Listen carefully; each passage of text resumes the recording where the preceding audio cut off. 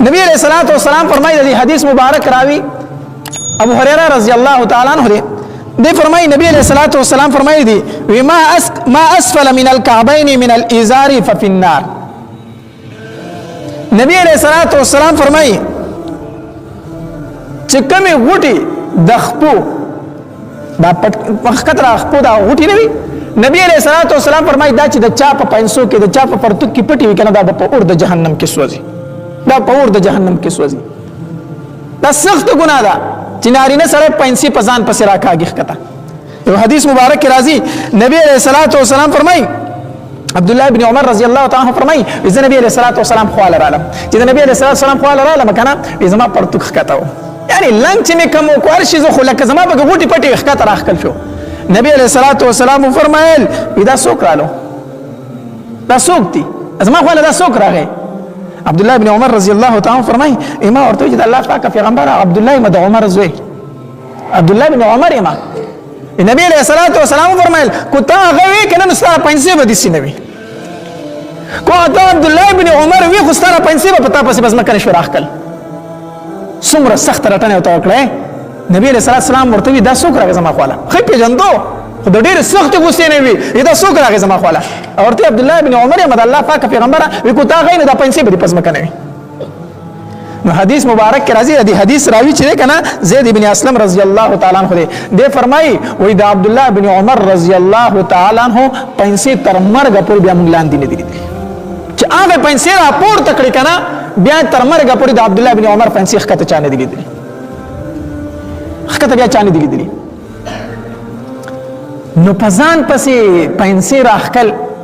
دا ولی اصل کې عربو کې بچ کم سره ډیر زیات متکبر او کنه هغه کپڑا پزان پسې پدېزمه کې راخکل دا د تکبر علامت. اصل کې دا تکبر په شدید کې ډیر ناکار سیز دی. الله تبارک وتعالى فرمای حدیث قدسی دی نبی رسول الله فرمای الله تبارک وتعالى فرمای وې څوک چې تکبر کوي زره ور د جهنم ته روکاګه مور د جهنم ته ځکه تکبر زما سره خای دا زما شان دی بنده به سي لوی به سي تکبر زما خاصیت ته زما جامه ده کوم انسان چې دا زمانه راکاږي او زما سره په دې کې جګړه کوي دا انسان به ور د جهنم ته ورتاو کوم. نو پنځه ها یو خبر یاد وساتئ اوس یو سړی داسې دی کنه چې موږ ورته سوایو ناراست ورته وایو کنه دا پنځه ته د ناراسته د بدی ورځې نه پس مکه راخکل شي ټیک شو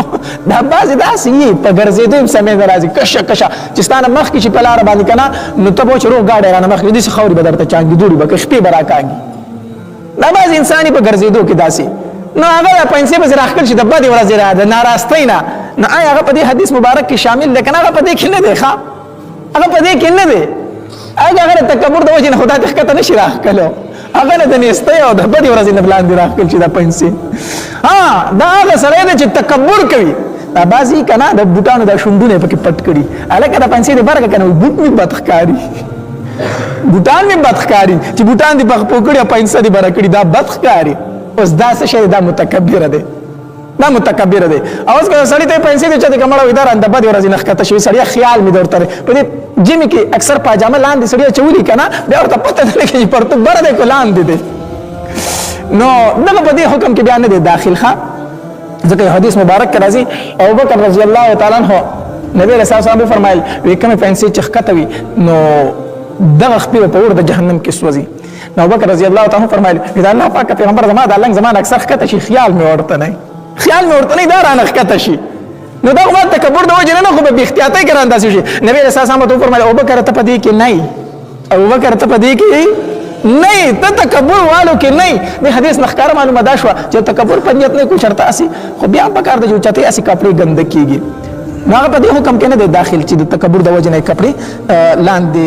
دا د تکبر د وجه نه کپڑے لاندې راخکل شي.